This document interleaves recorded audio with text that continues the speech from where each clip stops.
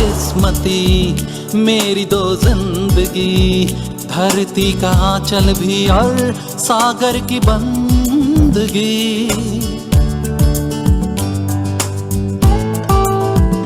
एक तरफ शिप मेरा रिलेशनशिप, वहाँ दोनों के लिए बराबर मेरी ये तृष्णगी। थोड़ा इंतजार होगा, दिल ये बेकरार होगा, फिर एक होंगे हम तुम खुशियों की पनाहों में।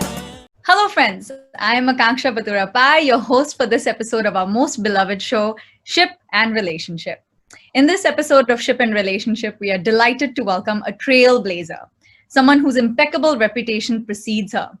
Her professionalism, self-assurance, and adventures have empowered not just the women in the maritime fraternity, but the entire maritime industry itself. Making India shine on the global map, she is also the only woman at Torm Shipping, the biggest Danish tanker company to have been promoted to the rank of captain in 2019, thus becoming the first and only Indian woman to be promoted to this rank in any foreign organization. Her story is both riveting and unique.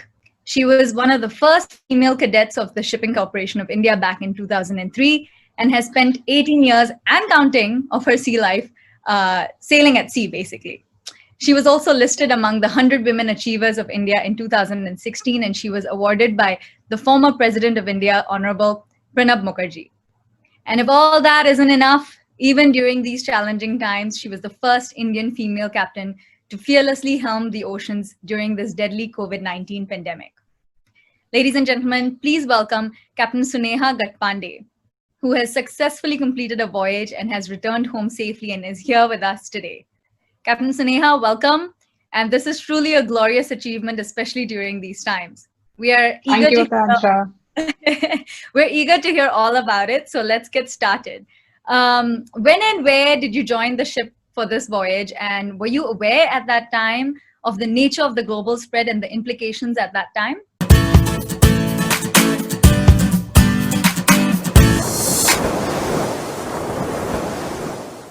Right. So I did join my vessel from France. That was just in the beginning. I mean, before Christmas, I would say. Just 2 days before Christmas, I joined the vessel. And obviously, neither me nor the entire world was aware about this pandemic that was going on. Yeah, although there were few kind of news that was going around, but you know, it comes and goes. It is nothing so much being cared about. And the rest is history, I should say. There is nobody in this world who has been aware of it. And when the vessel started proceeding, the loading started, and we were being told, I mean, our discharge port was being confirmed, and that was supposed to be Far East Asia. Even then, we were not aware what we are looking forward to. And that sounds about right as the rest of us experienced it. But that was challenging more so for you because HR and human relationship matters have been tough on shore. So I can only imagine how hard they must have been on board. So how difficult was it to convince your crew to cooperate? Did they ever question your decisions? And what were the challenges you faced? Okay, Akanksha, to be very true to you, as I said that the vessel was in France, and by the time we reached Southeast Asia, it was, I mean, from December till March. So we reached over there somewhere in February, end and March. And by the time we reached there, still we are not aware that we will be proceeding towards China. It was a discharge port in Southeast Asia, and the vessels was moving around. It's not that the trade of entire maritime industry have been stopped. We have been given the safety flashes from our company side. The information was always there 24 hours. The kind of system that our company has is it's a one platform system. It is online, and any of the crew or the officers can have a look into it any moment of time. It is nothing that if it has come to captain, then only captain has to send it across. So when it all started with my sailing, I was somewhere in France, went to Russia. We had a loading from there, and then via Gulf of Aden, etc., crossing Singapore, we reached Southeast Asia for a discharge. And by the time we reached there, the first discharge port, the highlight from China have already been shifted towards Korea and Japan because of the cruise liner which was there, and it has made up the highlights regarding how the industry wasn't prepared about it. There are cases which is coming onto the ship. The highlight was of course, the cruise where the captain was the last one to leave the vessel and to get it, his crew and the passengers to get it out safely. And we are into the same area of Japan and Korea.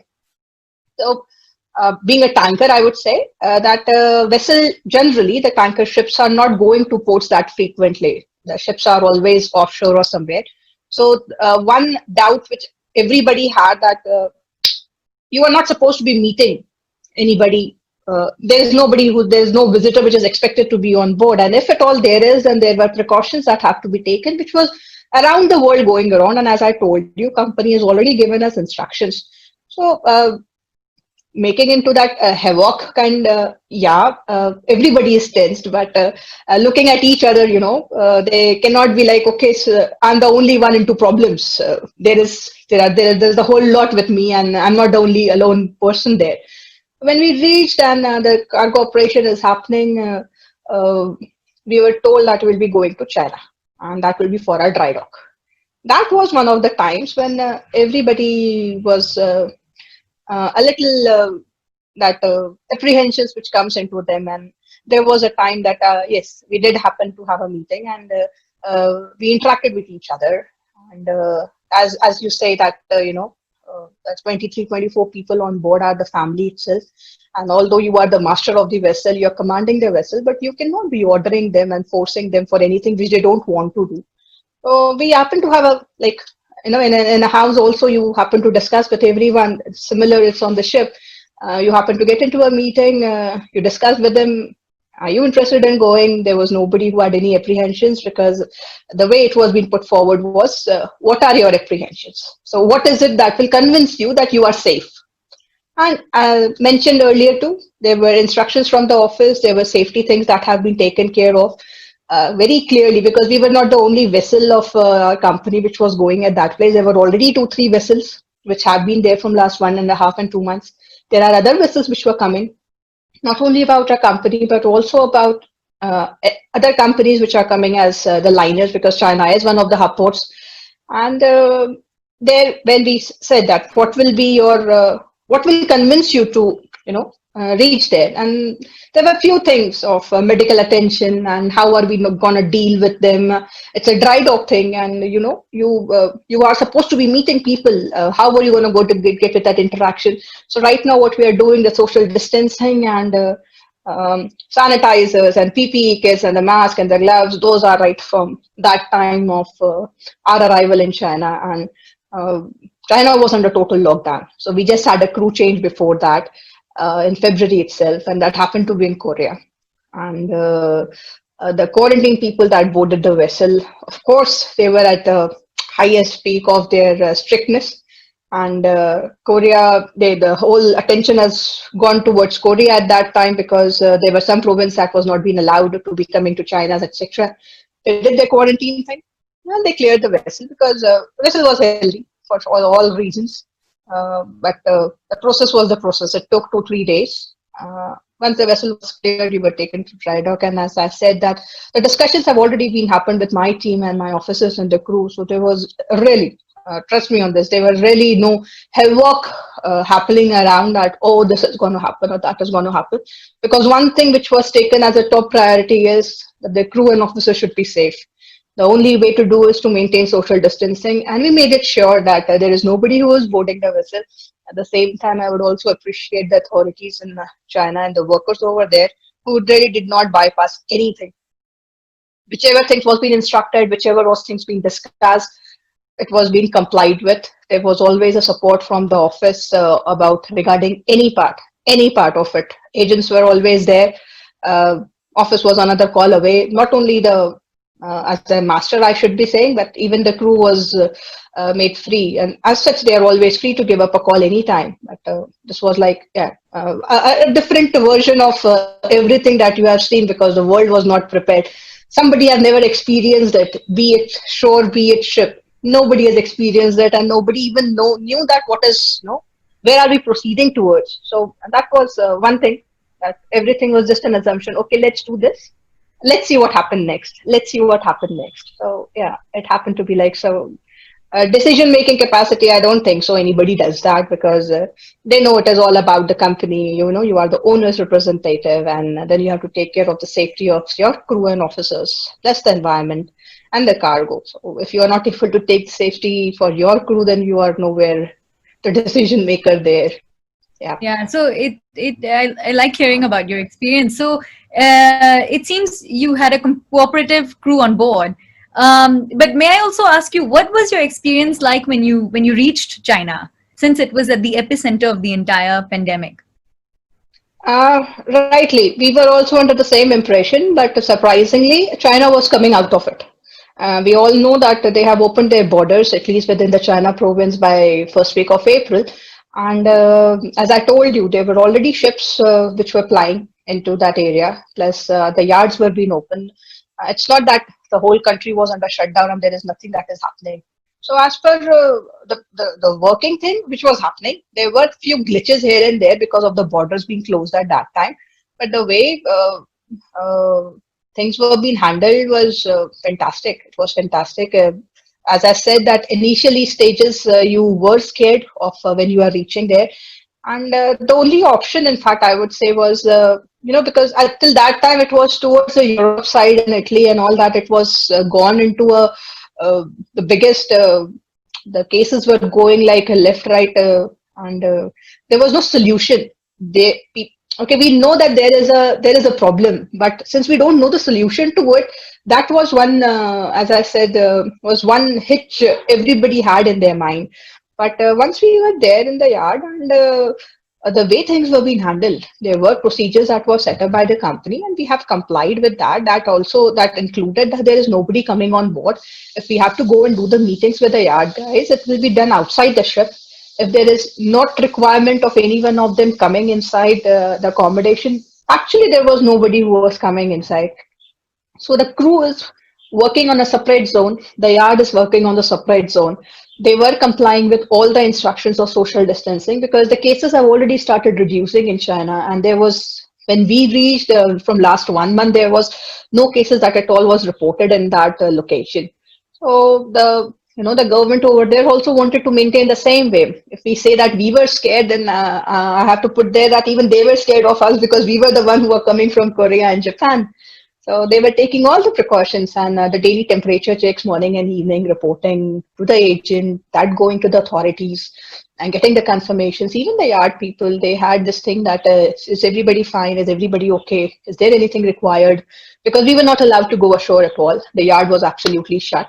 Even the people who were working in the yards, they have to go through that. They were into the green zone, as they say, that they have not mixed up with any of the suspected COVID patients or whosoever has gone, outside the country or something. So that way, I have to say this, that you were on the safest zone at that time.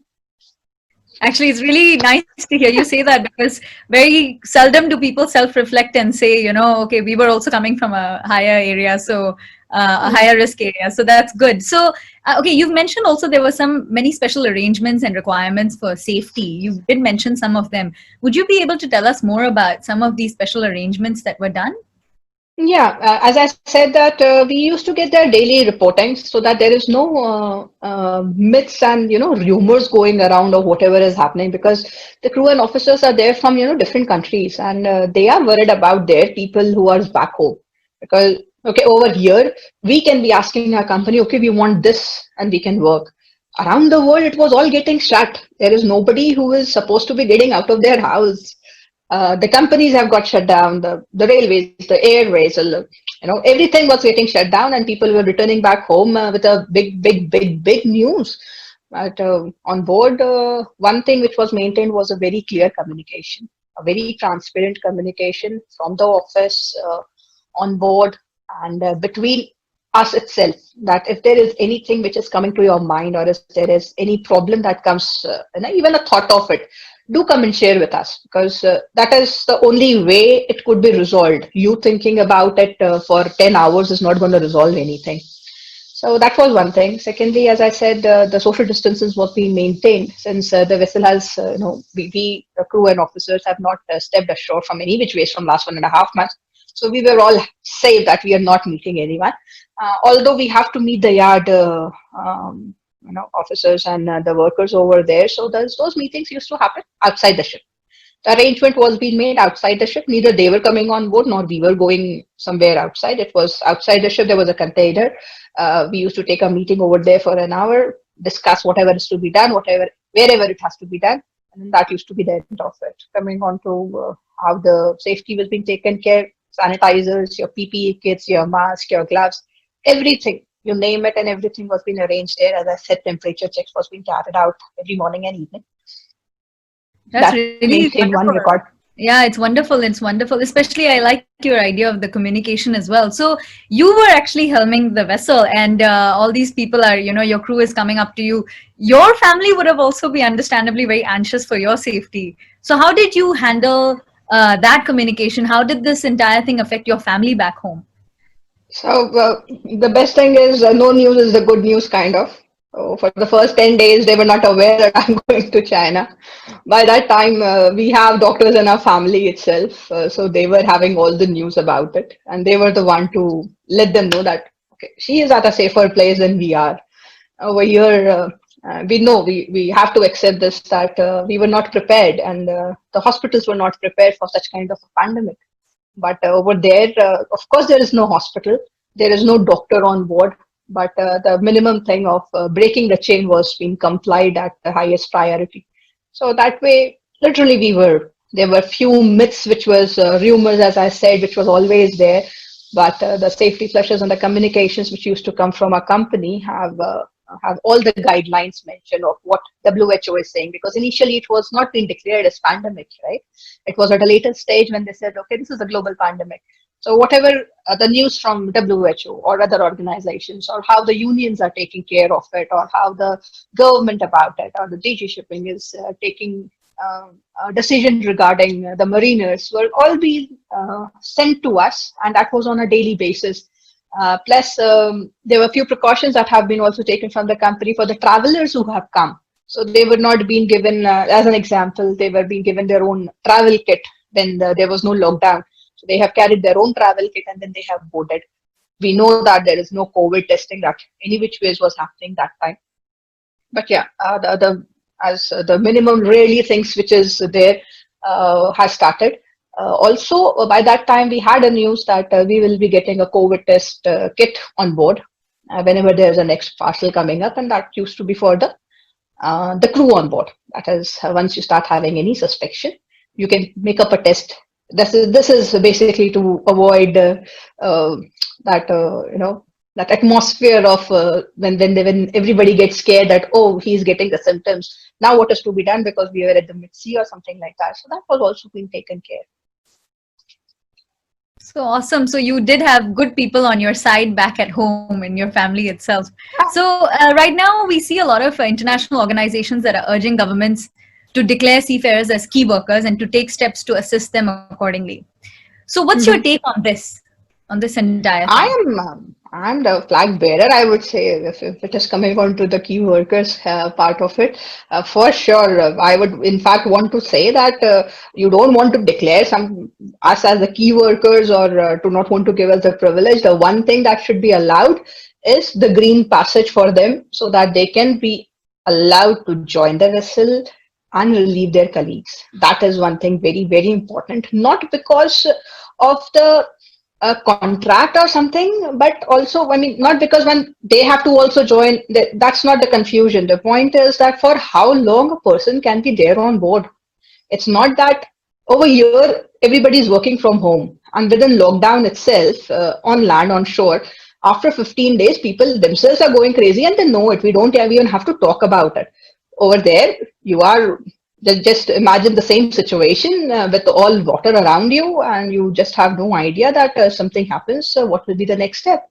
So you are wholesomely responsible for yourself, and it might be taken as a privilege that we want, but it is not really the privilege. It is just that identity, because the seafarers are not being okay.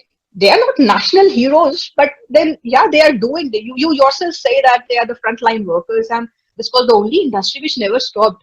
So you have to, you need to acknowledge that You need to acknowledge that. We need to assess that thing again. And the rules and regulations should not be country based. That one country is saying, okay, key workers, one is not yet able to accept it or acknowledge it. Key workers are key workers, and that is like globally. As a seafarer, you cannot be criminalizing them for, okay, you are the one to bring up this kind of a virus. No, we are not. We are equally scared as you are. You just have to bring a few procedures to check that we are free from that virus and just allow us in. But yeah, we have to give that acknowledgement to the government as well, that nobody was prepared for it. But yeah, in the future they can. I would suggest that the way the Army, Navy, and the officials are being given the free passage for joining their, when there is an emergency, how they are being sent across towards the borders for the protection of the country. Similarly, even we could be sent. We need the procedures. That procedures needs to be laid up. Now, these procedures cannot be that from one border, once you reach the second border, it just changes drastically, right? That is the reason we require that one status, that okay, because you belong to this status, these are the procedures that will be followed for you, and that is globally, not country to country. So yes, I do favor this of key workers. I'm not looking forward for any of the privileges. I don't advise all those privileges, but the green passage for the movement of the seafarers is drastically required. The way the crew for the airlines are being given that special. How special is that when they are standing in the line and they are given a green passage from other side, that okay, you go first. Similar thing. You are at the airports. You are going to any of the ports. Everybody is treating you. First of all, your own country. You don't belong to that country, so you don't expect any special privileges from that country. But once you are being given a key status through international organization and the government agrees to it, hopefully these things can be, it can be materialized onto one benchmark, and that is what is our expectations. We do require an identity. The seafarers do require an identity, although I will not deny the fact that not only the seafarers, not only the medical teams and hospitals and doctors and nurses, there were so many of them who have been working in this pandemic, but yeah, one which requires is identity. Seafarers are not being known anywhere. You have to make special shows to let them know there is a profession. Half of the country doesn't know that how the fuel is coming across when all these things are happening. So definitely, I would support that. Yeah, though these are actually genuinely great thoughts. So I need to bring you back to your most recent and presumably your most adventurous voyage. Could you, almost in conclusion now, but could you share some of the lessons you've learned during that voyage? Okay, let me put it this way, that for learning lessons, you need to have a comparison, right? So for me, I was on to my first contract. So everything which had to be coming to me was a challenge because it was happening for the first time to me. The worst has already happened. I had nothing to compare it with. So everything is like, oh, okay, it happens. It happens. Let's see what next. Let's see what next. So coming challenges, frankly, never felt as any. It was taken as in a high spirits and as your job itself. And frankly speaking, I'm a kind of little adventurous. I would try to find out ways to be done. Okay, why not like this and why not like that, without putting anybody in danger for sure. But I was kind of enjoying it. Like, okay, there is nobody who's there to advise you about it. Let's take a call. You are the one who is to take up the charge and who has to make up the decision over here. So it was kind of exciting. Definitely, it was kind of exciting. Lessons learned is, I would say, there was nobody who was prepared with that. There was nobody. The only lessons we can see is that, as I said, seafarers have to be identified as the key workers, and there has to be things coming as standard operating procedures have to be coming from international level, that these is how it is supposed to be followed, so that the countries cannot be mending up rules here and there. Because of that, by the time Southeast Asia started opening up or China started opening up, the other countries started shutting down. Nobody is prepared for it. That what are we supposed to do with so many people who have to sign off? Nobody. So yeah, that is one of those lessons learned. And personally, I have to say, I kind of enjoyed my first contract. I am really truly impressed by you. Okay, finally, what is your message to your fellow seafarers, especially during these unprecedented times? Oh, well, I totally believe in this thought, which I'm gonna say, and that is you need to keep up your spirits high. Very much realization is there in the world, and the one who have been working behind the scenes, probably we never get to know about them. There were organizations, there are other unions, there are other companies, and the little NGOs or the ISFAN, they have been working towards uh, making your stay and your mental health at a precise they have been sorting out things, and we really need to acknowledge their efforts as well. And I wouldn't say this word that you have chosen this job so you have to be like this. Yeah, we have chosen this job, but this is also that somebody cannot be forcing us to be there. If at all we are required, we will be there for sure. But one thing which has to come is for how long. And I appreciate the things which have come up, like the deadlines were being given. Now you have to actually do the crew change, and now you have to actually do the crew change, and uh, that has affected, and the company has started taking actions, at least globally, wherever they were not being able to. The charter flights, it is not an easy task to bring it up online, and they say that okay, it has to be done 2 months back, and that could be have done 1 month back, but nobody was prepared yet. So we do need to acknowledge their efforts as well, that they have been, although it was working from home, they have been doing their best to bring you back safely and to confirm, because we all know how the testings and how the system back at your hometown is. So keeping you safe and sending you back home is one thing that have been done. And I would really want to tell my friends and colleagues that you're doing a really great job. We all know. Let's keep up that high spirits and bring us or ourselves as the frontline heroes. You are the frontline heroes. And honestly, your story is so powerful and inspirational. Thank you so much for taking your time to share these experiences with us. They're invaluable. We really truly hope you have a relaxing break back home, spending quality time with friends and family, and of course in a very responsible manner, of course. So, all right, well, friends, as you've just heard, Captain Suneha has proven that uncertainty and anxiousness does not have to manifest itself in fear. We can all cultivate resilience during difficult times. We can work towards rediscovering our strengths, renewing our spirits, and try to move from just surviving to thriving. I'll leave you with that thought and my best wishes till we meet again on another episode of Ship and Relationship. Till then, stay safe, stay positive, and stay happy.